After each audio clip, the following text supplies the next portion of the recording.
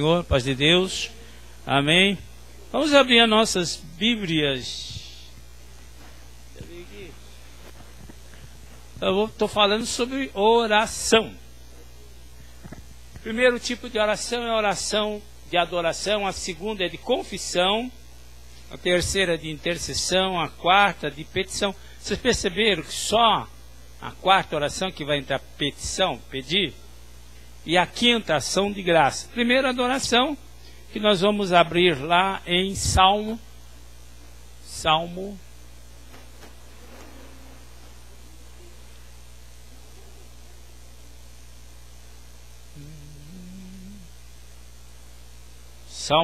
113.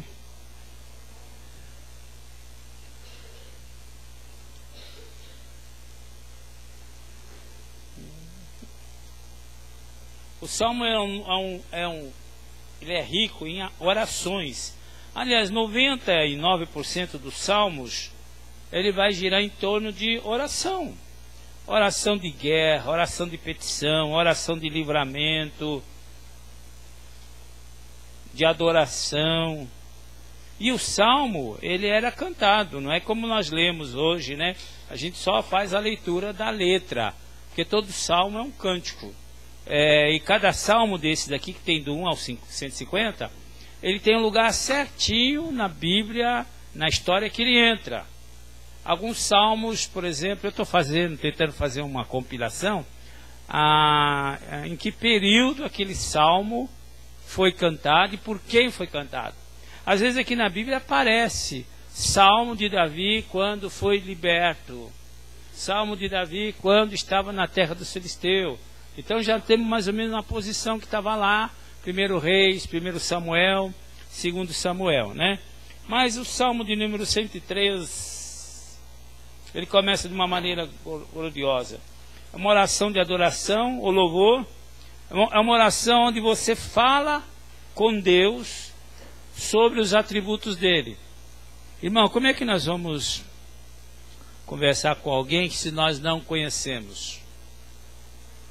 Nós precisamos conhecer a pessoa, para que quando nós possamos dirigir a essa pessoa, a oração você vai exaltar os atributos de Deus.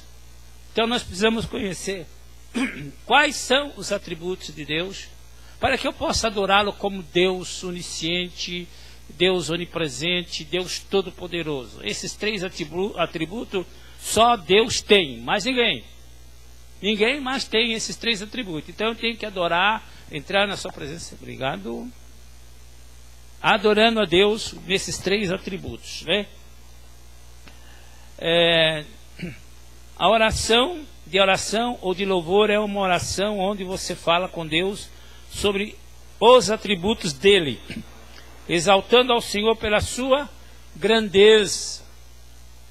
Ele é grande, todo-poderoso. Ontem eu estive lá em Francisco Morato, uma vez por mês eu vou lá para a gente fazer uma reunião de finanças e administrativa, e ao mesmo tempo está ministrando um para os outros. Eu estou lá também pastoreando o pastor João e a pastora Cida, mais o diácono Manuel e outros. Então a gente senta, almoça, toma café e a gente medita na palavra de Deus.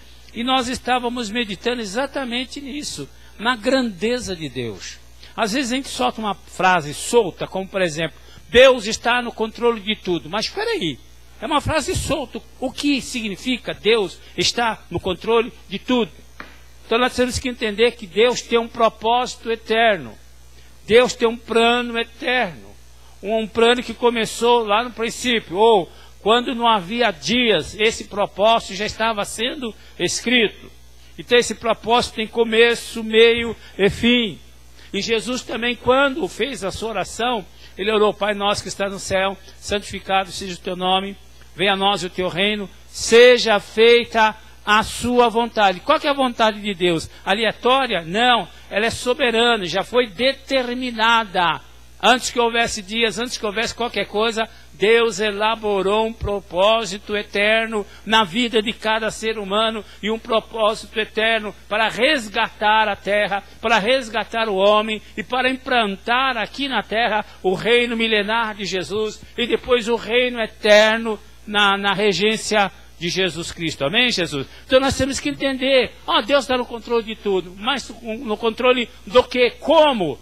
Desde o princípio, Deus está... às vezes as pessoas pensam que Deus está correndo de um lado para o outro, o negócio não funcionou, não deu certo, e agora, e Miguel, você é incompetente. Não, irmãos. Deus está sentado no trono. O que está fazendo tudo, que está regendo, que está movimentando, que está dinamizando tudo, é a sua palavra. A sua palavra é eterna, viva e soberana. A palavra já foi liberada, já foi escrito. E tudo que está escrito vai se cumprir. Aí entre Isaías 55 diz que a palavra de Deus não cai por terra e ela não volta vazia. Ela vem com um propósito, assim como a chuva cai, rega, irriga, fertiliza a terra, e da terra brota, cresce, dá fruto. Assim é a tua palavra, assim é a palavra que sai da tua boca. Ela não cai por terra, ela vai ficar até ela cumprir o propósito. E quando ela cumprir o propósito, ela volta para Deus com a sua realização para a glória do seu nome. Amém? Então tudo é movimentado, criado, sustentado pela palavra de Deus. Por essa palavra que está aqui, e pela palavra que saiu da boca dele, e por aquilo, porque não deu para escrever tudo, o propósito de Deus, mas tudo aquilo que ele escreveu como seu propósito está se cumprindo. E eu estava meditando com o pastor João e falando para ele, Deus está nesse controle, cuidando sim de cada detalhe, e eu continuo afirmando, Deus está assentado, tranquilo, esperando o cumprimento da sua palavra. Amém, Jesus? Esperando. Se nós guardamos a palavra, essa palavra nos guarda, essa palavra nos sustenta, essa palavra nos alimenta, essa palavra nos blinda de toda a armadura de Deus. Amém, igreja?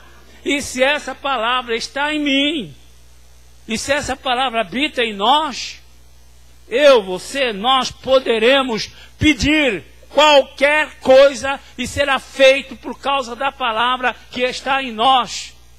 Se nós guardamos a palavra, nós estamos guardando o propósito eterno de Deus. E se nós estamos guardando a palavra de Deus, nós estamos no centro da sua vontade. E quando nós estamos no centro da tua vontade, todas as coisas cooperam para o bem daqueles que amam a Deus. De acordo com o mundo diz, o universo, quando nós estamos no centro da vontade de Deus, o universo, todo o universo conspira, vai trabalhar a teu favor. Amém, igreja? Quando nós guardamos esta palavra. E quando nós adoramos a Deus, devemos adorá-lo pelos seus atributos. E nós começamos a meditar, a conversar, e a conversa se estendeu, nós entramos na presença do Senhor. Que coisa gostosa. Depois nós ficamos assim, puxa vida, como Deus é tremendo. Como Deus é tremendo. Porque lá na eternidade Ele planejou todas as coisas quando não havia dias. E quando não havia dias, Ele escreveu a meu respeito, porque está escrito no livro dele, tudo a meu respeito, quando não havia dias. Ele me viu ainda em massa informe no ventre da minha mãe. Ele me viu ali sendo formado. E ele escreveu, tem um livro meu que ele escreveu a meu respeito. As obras que eu tenho que realizar. Quando nós estamos no centro da vontade de Deus, o livro que ele escreveu a teu respeito, ao meu respeito, começa a funcionar. As bênçãos com as quais nós já fomos abençoados nas regiões celestiais, com todas as bênçãos, essas bênçãos começam a alcançar e acompanhar a nossa vida. Porque está escrito, tudo é questão de estar no centro da vontade de Deus. E quando nós estamos no centro da vontade de Deus, reconhecendo que Ele é soberano sobre todas as coisas, Deus não é um Deus ocioso, não é um Deus que está dormindo, cochilando. É um Deus presente. É um Deus que habita com contrito e oprimido. Alguém perguntou, onde habita Deus? Os céus dos céus não pode contê-lo, porque Ele fez os céus dos céus e os céus não pode conter. Aonde Deus habita? Deus habita na eternidade. Ora, se Deus habita na eternidade, Ele é eterno, então Ele habita nele mesmo. Porque os céus dos céus não pode contê-lo.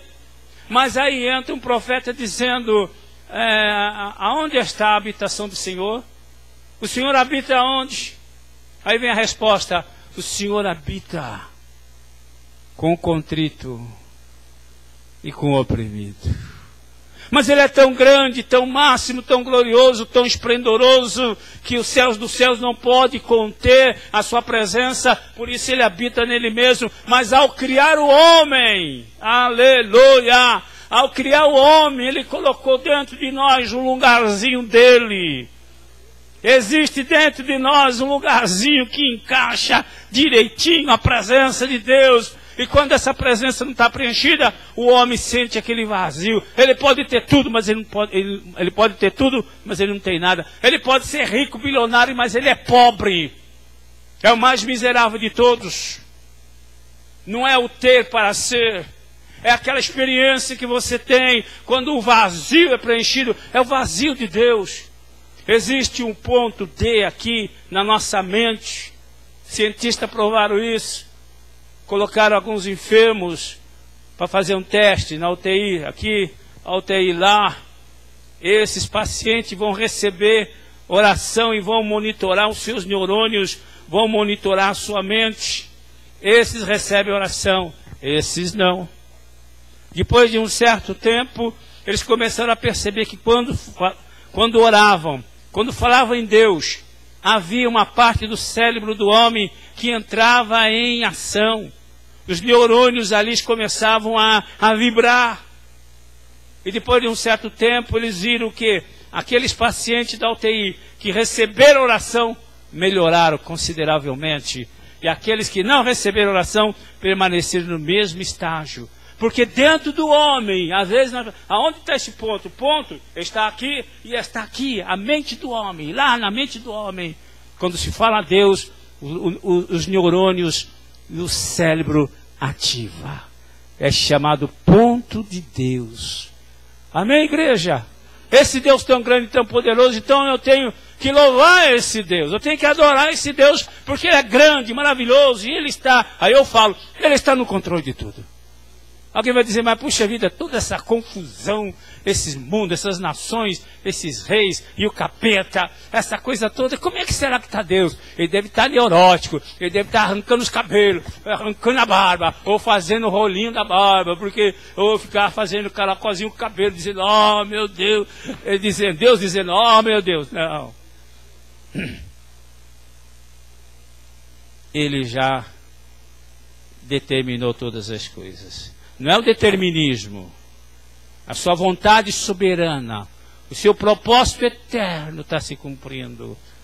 E cabe a nós homens o nosso livre-arbítrio para nós escolhermos de que lado nós estamos. O que nós queremos ou não queremos fazer. Se queremos, por que tem que adorar a Deus? Porque nós nascemos com essa finalidade, com esse propósito. De adorar a Deus por aquilo que Ele é. Amém? Amém, igreja? Pela sua grandeza, pela sua força, pela sua eternidade. Agora mesmo eu estava pensando ali, meditando, que quando se fala em Deus, eu vou fazer uma palestra aqui numa igreja, Tio Grace, em Pirituba, eu estou preparando os detalhes, então eu tenho que preparar, eu tenho que escrever, eu memorizo, eu visualizo, eu tenho que ter o domínio daquilo ali. E então cheguei, nós estamos falando sobre, o pastor lá pediu sobre opressão, possessão, pode o cristão ser oprimido, e isso daí tudo. Então eu estava ali pesquisando, aí eu vi o rei Nabucodonosor, Deus intervindo na vida daquele homem, porque ele não deu glória a Deus, e ele mudou a natureza dele, mudou a mente dele, Ele se transformou num verdadeiro animal e ficou 7 anos comendo capim.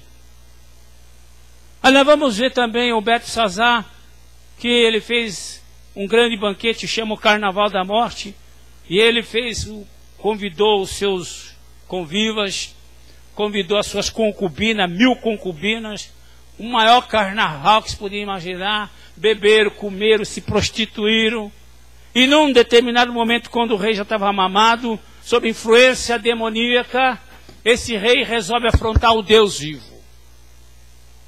Eu fico pensando, gente, será que esse camarada não aprende? Só o cara tem um pouquinho de poder, de autoridade, ele acha que é Deus, é síndrome de Lúcifer. Ele acha que é Deus e quer agir como Deus. Eu sou todo poderoso, eu mando prender, eu mando soltar, eu mato, eu faço, faz nada. Síndrome de Lúcifer. Quanto mais poder tem, mais ele quer se ausentar de Deus. Mais ele quer ser Deus. Mais ele quer anular Deus da sua vida. E Beltesazar, depois do seu carnaval, ele devia ficar tranquilo. Mas ele resolveu mexer com Deus. Como muita gente está mexendo com Deus nessa nação e no mundo inteiro. Não sabe com o que estão mexendo. E ele então resolve, e ele diz, olha, o meu pai Nabucodonosor não trouxe aí um povo cativo que está aí, aquele templo lá, daquele Deus sem rosto, o Deus invisível, o Deus dos judeus, sim, esse mesmo. Ele não trouxe os tesouros do altar deste Deus, do templo desse Deus? Traga, traga. E eram taças de ouros, cálices de ouro. E ele então encheu de vinho, bebeu e deu para as suas concubinas e aqueles convidados todos e deram viva aos seus deuses. Olha a afronta. Pegar o cálice do Senhor e num carnaval deste levantar e brindar os seus deuses. Na mesma hora. Olha a grandeza desse Deus. Esse Deus não está restrito à religião. Esse Deus não está restrito a um sistema religioso ou igreja com CNPJ. Esse Deus é que enviou Jesus Cristo para implantar o reino dele e através do reino dele levantar a noiva de Cristo. Não é igreja como muita gente. Igreja, quando fala igreja, pensa logo em denominação. Não, é a noiva do Cordeiro, aleluia, que está sendo levantada nos 4 cantos da terra. E ele então resolve fazer essa afronta. De repente aparece na caiadura lá em cima, um punho aqui, uma mão apenas aparece visivelmente e escreve Mene, Mene, o farsim, ou esqueci o resto, foste pesado na balança e achado em falta. Foi escrito, e ninguém conseguia ler a escrita na caiadura. O rei, a Bíblia diz que o rei se borrou. O que é isso? Que assombro! Este Deus, irmãos, que nós adoramos, não é o Deus das igrejas, é o Deus das Escrituras, é o Todo-Poderoso, é o Shaddai, Elohim, eu sou o que sou, aleluia! É este Deus que diz, operando Deus, operando Jeová, quem impedirá? Quem segura na mão dele dizendo o que está fazendo? Quem segura na mão dele e pergunta para ele o que está fazendo?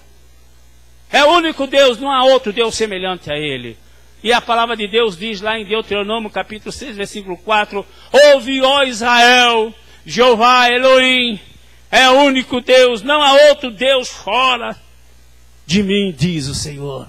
Ouve, ó Israel, o Senhor teu Deus é o único Deus. É esse Deus que nós, as igrejas evangélicas, tem que conhecer. Que os crentes têm que conhecer.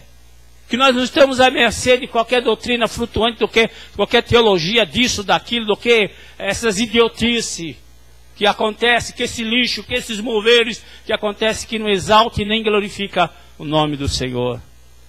Adorar, louvai ao Senhor, louvai servos do Senhor, louvai o nome do Senhor. Porque o nome do Senhor é poderoso, amém, Senhor? Não existe nenhum nome, é dado ao nome de Jesus. Esse nome está acima de todo nome, ao nome de Jesus, Yeshua HaMashiach. Este nome está acima de todos os nomes, amém, Senhor? E este nome tem poder, porque este nome não é apenas um nome, esse nome é uma pessoa. Este nome é uma pessoa. E essa pessoa chama-se Yeshua HaMashiach, Jesus, o Messias. E ele disse, em meu nome, em meu nome. Mas por que o nome dele tem poder? Porque quando ele ressuscitou, ele disse, é-me dado todo o poder, nos céus e na terra. Portanto, ide e pregai o evangelho a toda criatura. Quem crer e for batizado será salvo. Quem não crer já está condenado. Não é que vai ser, já está condenado. O evangelho veio para salvar, não para condenar. Salvar o mundo que já está perdido no seu próprio pecado. E então por isso que este nome. E Jesus, quando enviou os seus discípulos, ele disse assim, levem óleo. Eles levaram óleo, azeite.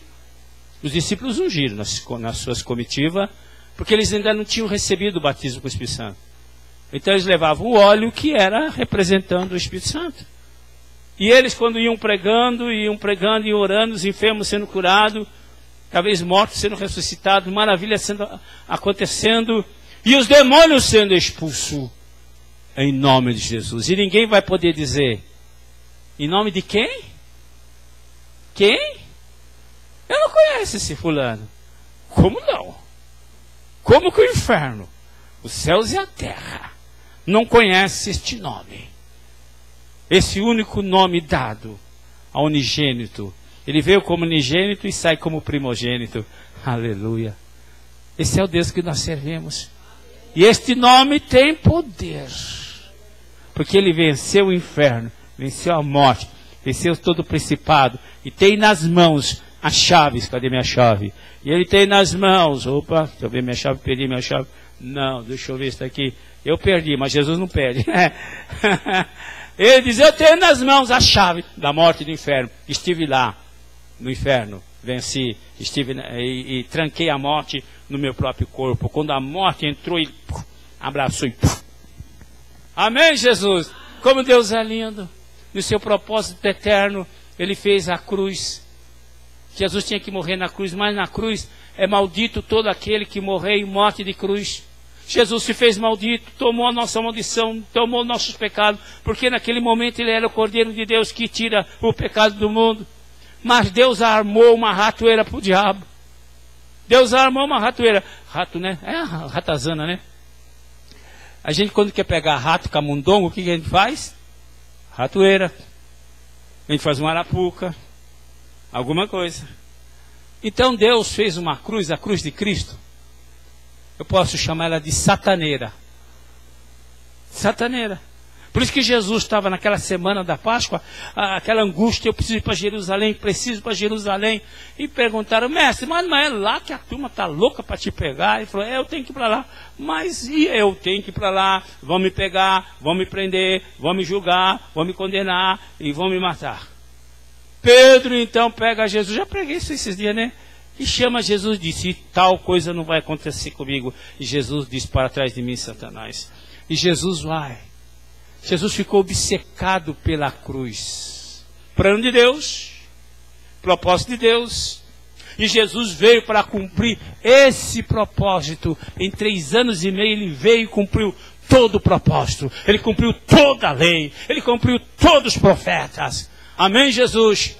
E é por isso que ele disse, uma comida eu tenho, é fazer a vontade de meu Pai. Amém, Senhor? Ele não fazia outra coisa a não ser, estava obcecado na palavra, inclusive preso na cruz, os sacerdotes ali zombando, se tu és o Filho de Deus, desça, desça, desça. E lá na cruz Jesus falando as suas últimas 7 palavras, e uma delas foi Eli, Eli, lama sabachthani, Salmo 22, ele dizia, Deus meu, por que me desamparaste? E aqueles que estavam ao redor, que conheciam as Escrituras, eles diziam, até na cruz, até na hora da morte, ele cita as Escrituras. Mesmo morrendo, ele estava cumprindo o propósito eterno de Deus. Mesmo morrendo,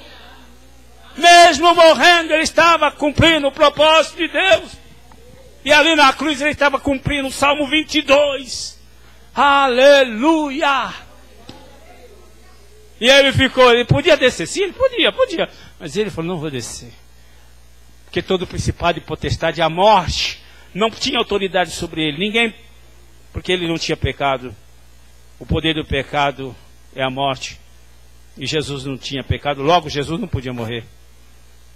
Ele disse, a minha vida ninguém a toma. A minha vida ninguém a toma, eu mesmo a dou para tornar a reavê-la. Propósito de Deus. Ele sabia o que ele estava fazendo. Ele sabia. E morrer na cruz é como se estivesse morrendo 1000 vezes a posição e pendurado. Ele tinha que ficar um pouco em pé para folgar os braços por causa do diafragma, por causa da respiração. Mas ele não aguentava, ele soltava o corpo. Quando soltava o corpo, as mãos pregadas, o diafragma era comprimido, faltava o ar. Naquela agonia ali, ele sabia. Os ladrões, se percebe, irmão, que não morre num dia. Os ladrões, quando chegou 3 horas da tarde, para que os ladrões morressem, quebraram as pernas para produzir hemorragia e morrer mais rápido. E um dos soldados, uma marreta de ferro, se aproxima de Jesus. Mas ele não usa a marreta. Porque está escrito, nenhum dos seus ossos sequer será quebrado. Aleluia! Propósito de Deus. O cara da marreta de ferro sai fora porque vem um centurião e diz, sai daí. E ele chucha com a lança de cima para baixo, pegando rins, fígado e pulmão. Não há nenhuma reação. E daquela ferida saiu as últimas gotas de sangue e saiu água, que significa o soro do sangue. Ele derramou até a sua última gota. Ele se esvaiu, morreu sem nenhuma gota. Mas antes, a morte não tinha autoridade sobre ele. Mas ele atraiu a morte. Aleluia! Ele atraiu a morte. E com a morte o pecado. E com a morte aquele que tinha poder sobre o pecado e a morte, Satanás. Nos seus últimos momentos, ele diz, Pai, em tua mão entrego o meu espírito. O Espírito de Deus foi entregue, Jesus foi entregue na mão do Pai. E dito isso, ele se entregou nos braços da morte. A morte o abraçou. O inferno festejou. Principado e potestade. Toda a maldição da terra, e esse que o diabo não esperava. Toda a maldição da terra, do homem, do pecado. O poder do pecado. Aquele que tinha o poder sobre o pecado. Jesus o abraçou. E levou para as profundezas da terra. E triunfou sobre eles. E no terceiro dia o Espírito Santo de Deus desce para reclamar uma morte ilícita. A morte não podia matar o inocente. Ela tinha que matar pecador. E Jesus não era pecador. Não, mas ele levou sobre si, sim, ele te enganou, seu bobo. Mas ele não pecou. Não tem mais argumento. O poder da ressurreição de Deus desceu. E reclamou no inferno. Tem um inocente, vocês tinham que matar, vocês têm o poder da morte, vocês têm o domínio da morte, vocês têm o império da morte, mas vocês cometeram um crime capital. Vocês mataram um homem inocente. Quem? O Messias. Não, mas ele não foi substituto dos homens, ele. Eles pensaram bem, que besteira nós fizemos. A cruz foi a sataneira que Deus usou para que em Cristo ele pegasse a morte, inferno, e aquele que tem o poder da morte, inferno, e pisou na cabeça do indivíduo e subiu triunfante. E subiu triunfante, ele subiu com as chaves da morte e do inferno. E aí, quando ele ressuscita, o poder de Deus, o poder da ressurreição, se manifestou naquele corpo mortal. E Jesus ressuscitou ao terceiro dia. E ao subir, ele disse, é-me dado todo o poder, aleluia, nos céus e na terra, aleluia. E uma salva de palmas, louva o Senhor, glória a Deus.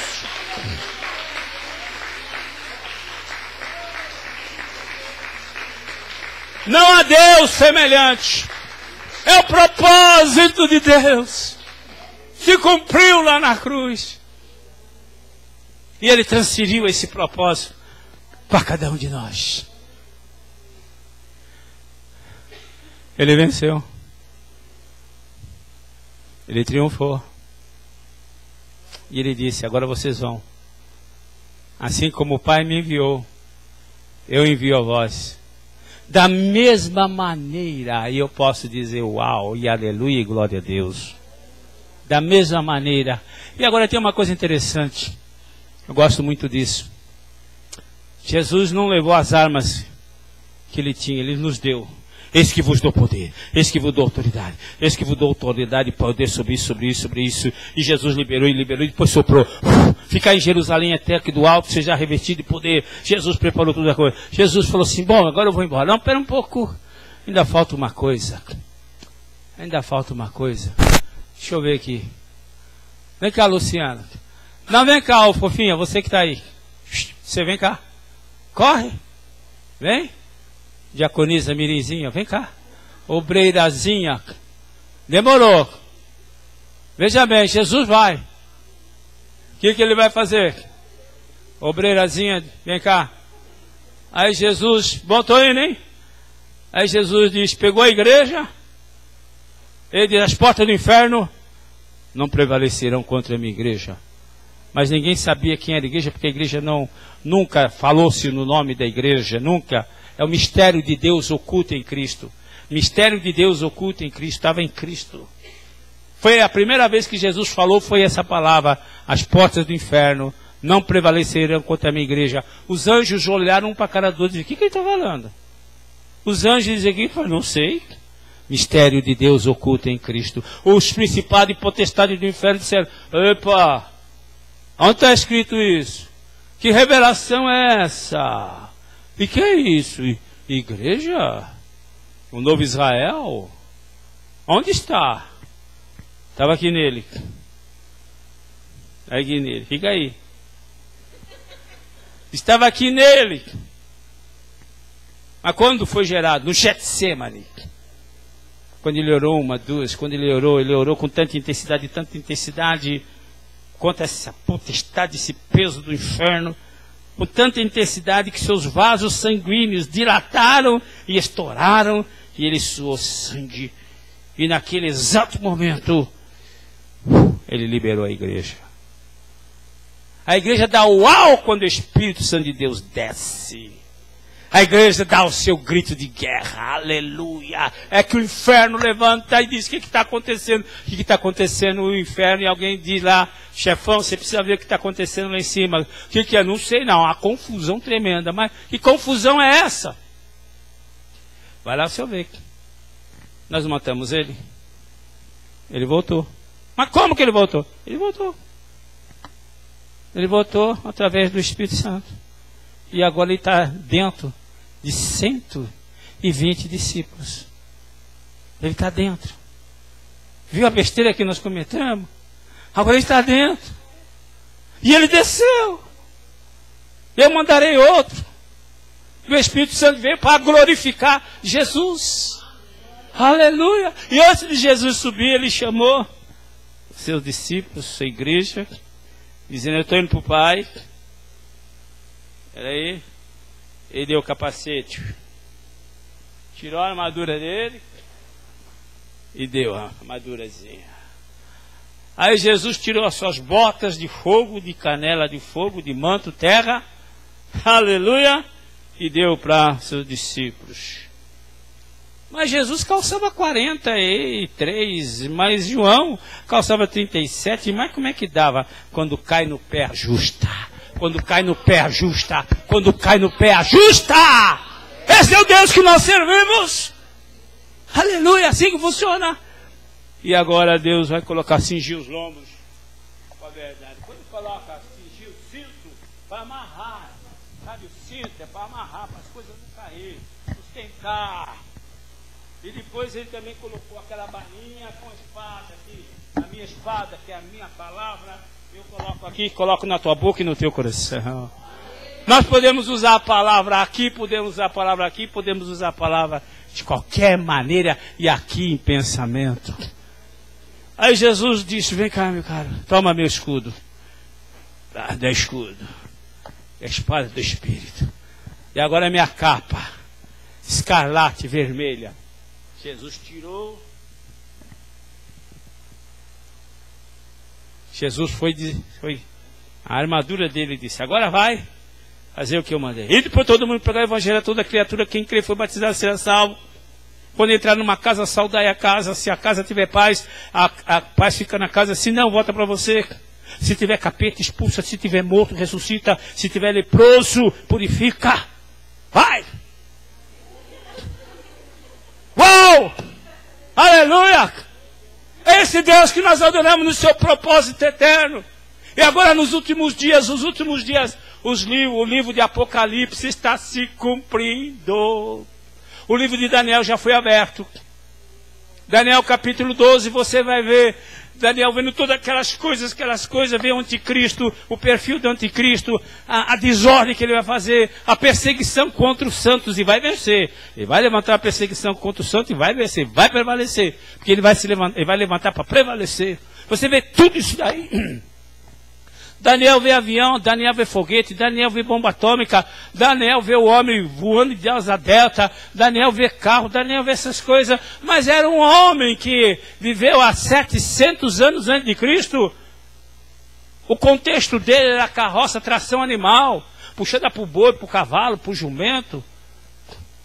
O meio de comunicação mais rápido era você montar num jumentinho, vamos lá. Ou um cavalo, alazão, ou um puro sangue, e vamos embora. Navio a vela. O coitado, quando viu isso, ele pirou. A Bíblia diz que ele ficou doente por alguns dias, ele não estava entendendo nada. E Deus disse, Daniel, isso não é para o seu tempo, querido, viu? É para os últimos dias, era para o tempo da Vera Alice, da Denise, da Kátia, é lá para aquela turma, não é para você não, para o tempo da Marlene, a Vodilha, para essas, a Cida, a Rose, é para eles lá. Mas Daniel deve ter dito, nossa, a boca vai ser quente, a chapa vai esquentar, vai ferver.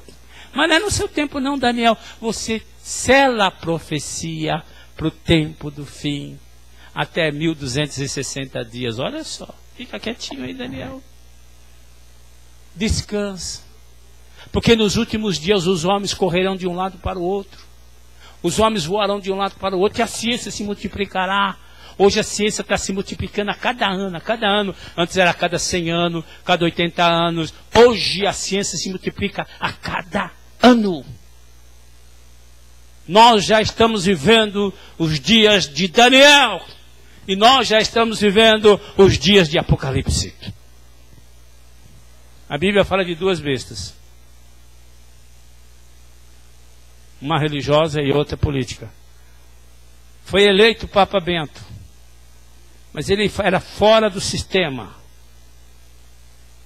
Então resolveram pegar o meu xará, o Bento, e dar uma aposentadoria para ele. Mas não pode, o Papa não pode sair. Nenhum Papa substitui o outro enquanto o outro está vivo. Isso é tradição, isso não pode acontecer. Mas agora vai, porque é o tempo do fim. O tempo do fim vale tudo, é o liberalismo, vale tudo. Bento, você está meio cansadinho, né? Mas não vou morrer agora não, eu sei que você vai morrer agora. Então vamos dar uma aposentadoria para você, né? Fica lá no Palácio Antigo. Porque agora nós temos o Francisco. É Francisco, né? É isso, Francisco mesmo? E argentino, hein? E está fazendo uma lambança tremenda. Temos dois papas. Um que era e não é mais. E o que é não sabemos quem é. Ao livro de Daniel, ao livro de Apocalipse. Nós estamos vivendo os dias apocalípticos. Surpresa uma atrás da outra, porque a ciência está se multiplicando e as escrituras estão se cumprindo da mesma maneira, na mesma proporção, na mesma dinâmica. A palavra de Deus está se cumprindo uma atrás da outra. Por isso que quando nós devemos adorar a Deus, muita gente fica olhando as circunstâncias, os sinais. Alguém mandou um negócio lá no YouTube para mim, e é um vento e tal. Todo mundo gritando, vocês são todos besta. Se é um ventinho qualquer, você vai ver vento descer, arrancar, fazer buraco, arrancar tudo e descer, não aquele ventinho, aquele redemoinho, mas descer aquele redemoinho de fogo, lambendo, comendo, arrebentando. Ainda não chegou o dia da grande tribulação que vai haver interação dos demônios com os homens através das grandes mentiras, através da internet. Haverá interação, você não vai saber se é demônio ou se não há demônio. Zumbis comendo carne viva, comendo seres humanos, cérebro de seres humanos. Os homens querendo morrer porque a opressão vai ser tanta. Deus já se levantou e vai estabelecer o seu juízo sobre a terra, e eles estão com os punhos cerrados, amaldiçoando aquele que está sentado no trono, mas não vão se converter. E Deus então prende a morte.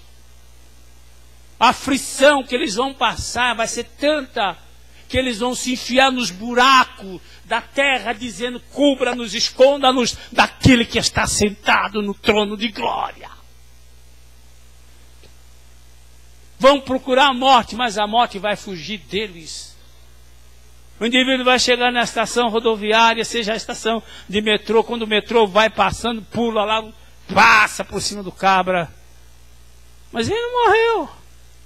A mãozinha dele andando. Ele está vivo.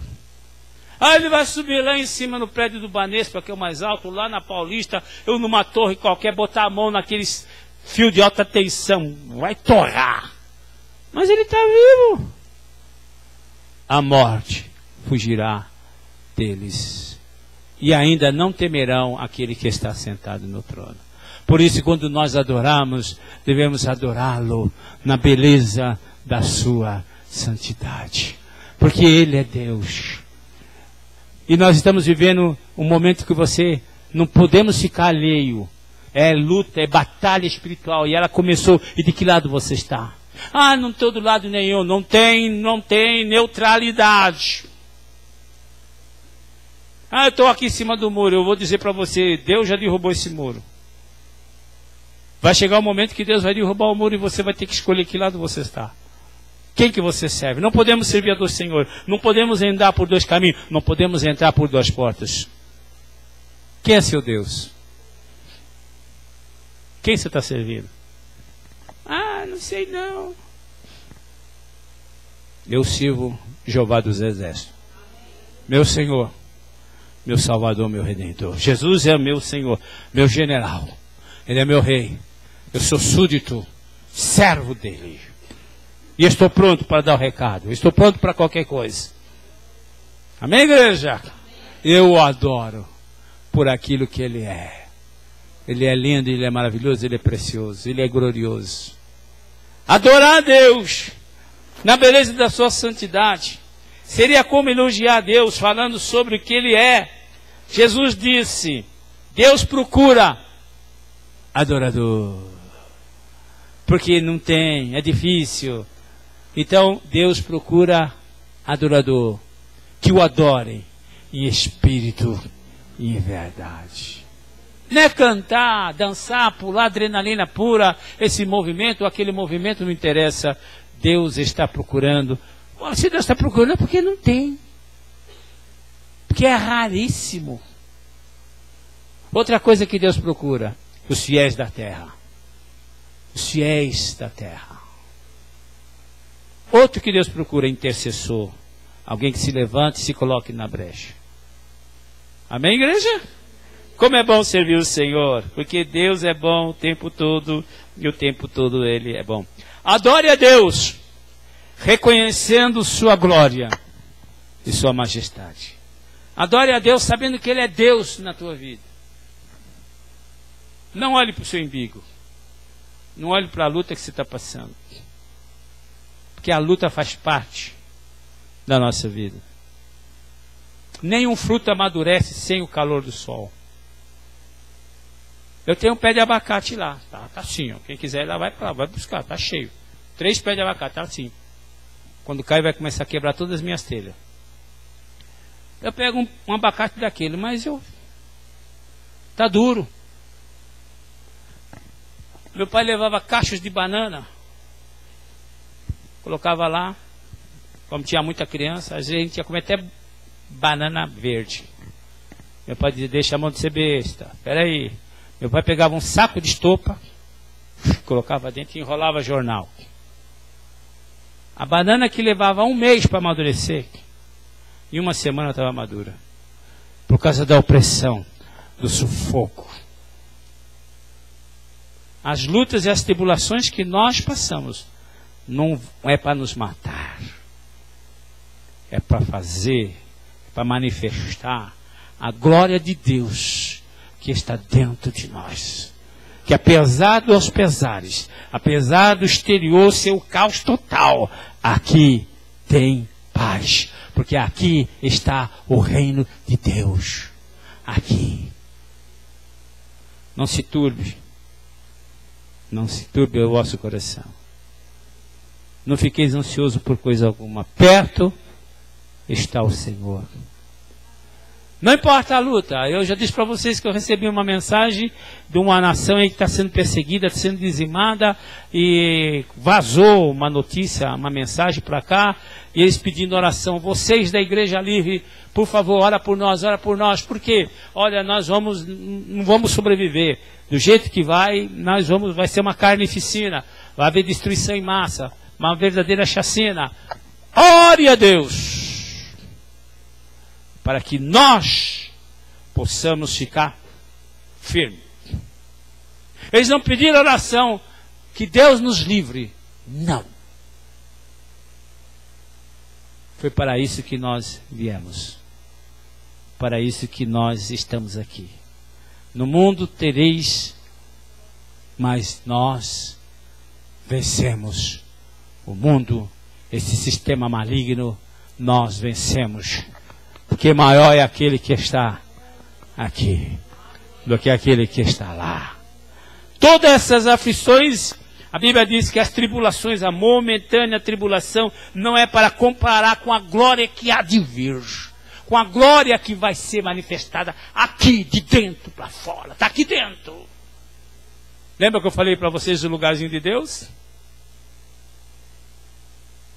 Esse lugarzinho é um poder tremendo. É como se fosse urânio enriquecido. É um verdadeiro átomo. É pequeno, mas está lá dentro. E a qualquer momento, pum! Aleluia! E nós seremos como Ele de fato é. Está aqui. Não nessa carne, mas nesse vaso de barro. O que está dentro é excelente.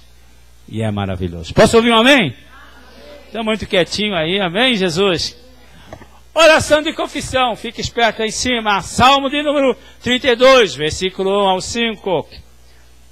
Oração de confissão. Olha, mas se eu for falar de oração, de adoração, irmãos, eu só entrei num pequeno detalhe. Não apareceu nem a ponta do iceberg ainda, porque é tremendo. Irmão, você tem que ter aquele hábito de haver a glória de Deus nas mínimas coisas.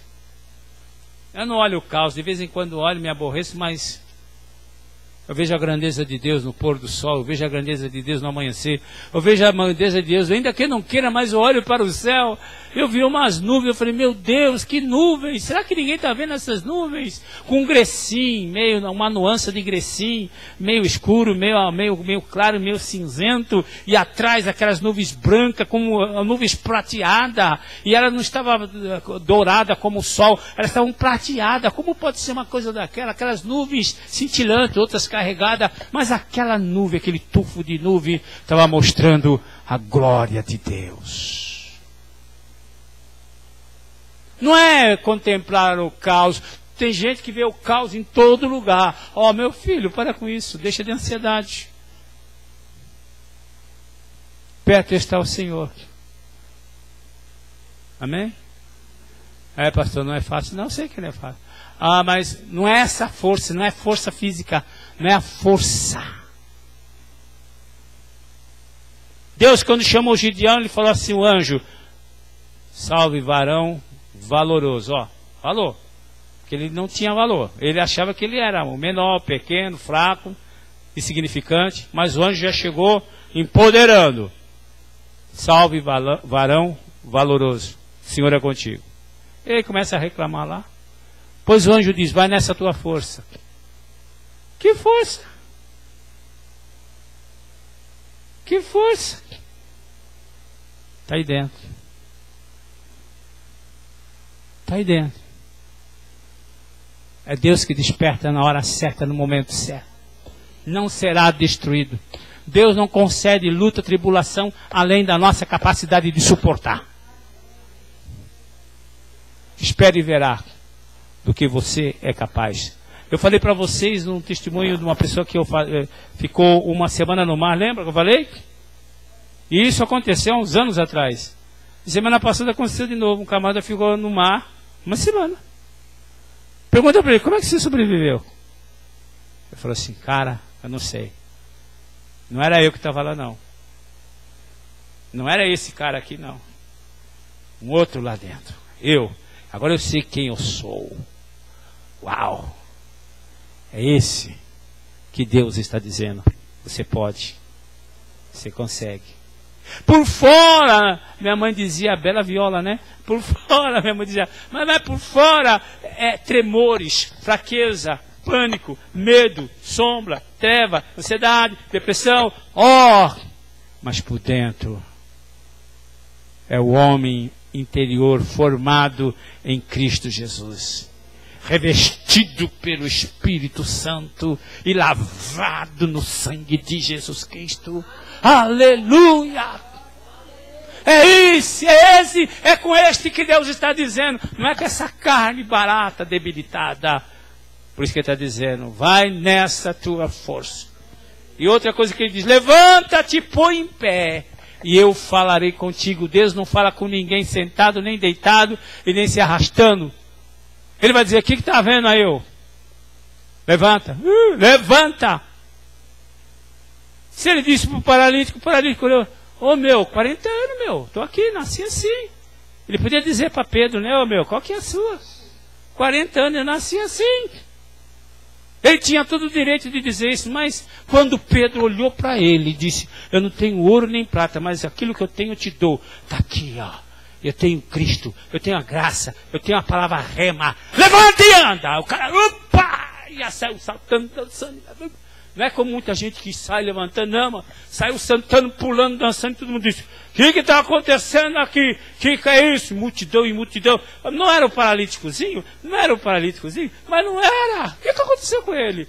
E olharam para Pedro e João, e Pedro e João disse, varões israelitas, porque vocês estão olhando para nós como se nós, pelo nosso próprio poder, fizemos este homem andar? Não, muito pelo contrário. Jesus Cristo deu saúde a este homem. Aquele que os vossos príncipes e as vossas autoridades condenaram, crucificaram e mataram, mas Deus, na sua presciência, através do seu Espírito, ressuscitou ao terceiro dia. É por isso que este aqui goza de perfeita saúde. Aleluia, uma salva de palmas, louva o Senhor. Aleluia.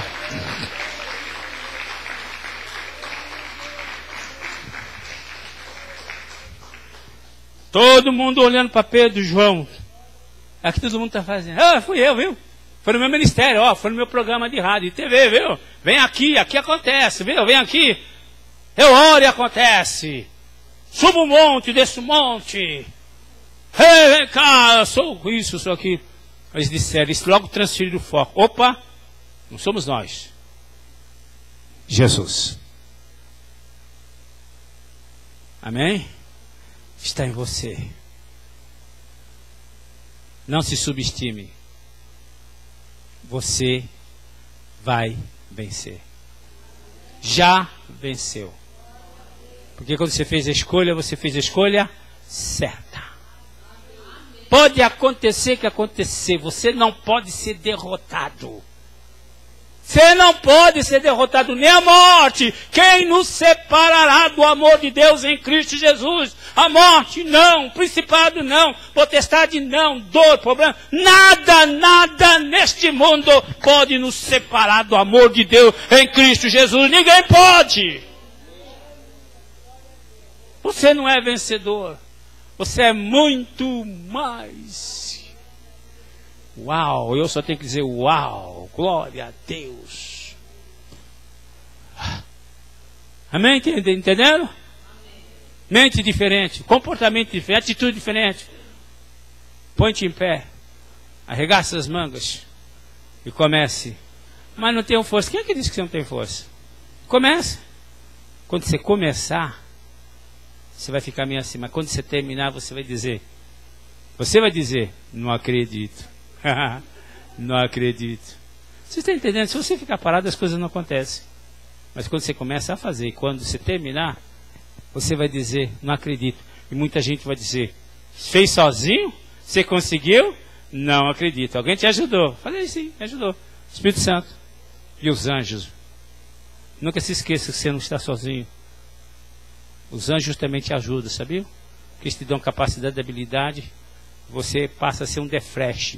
Uau! Amém? Deus nos abençoe, que Deus nos guarde. Bem-aventurado aquele cuja transgressão é perdoada e cujo pecado é coberto. Salmo 32, versículo 1 ao 5. Oração de confissão, irmão. É por isso que nós, quando entramos na presença do Senhor, não tem que me dá, eu quero. Não, Senhor.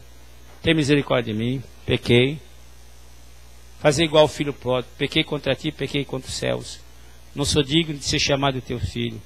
Mas eu estou aqui porque eu reconheço a tua misericórdia e o teu amor. Pequei, sim. Pequei por palavras. Pequei por atitudes, por obras e por omissão. Senhor, me ajuda. Senhor, lava-me completamente da minha iniquidade. Então veja bem, é a primeira coisa que entra na presença do Senhor, é confessando. Não é manto, terra, é confessando. Depois adore a Deus. Ele vai ouvir a sua oração se você confessar primeiro. Confessou? Sim. A oração de confissão é o momento que refletimos, arrependamos e confessamos a Deus os nossos pecados.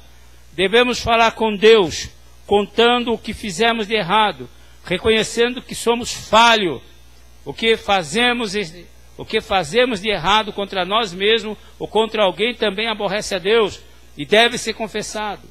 Deixar de confessar é pecado.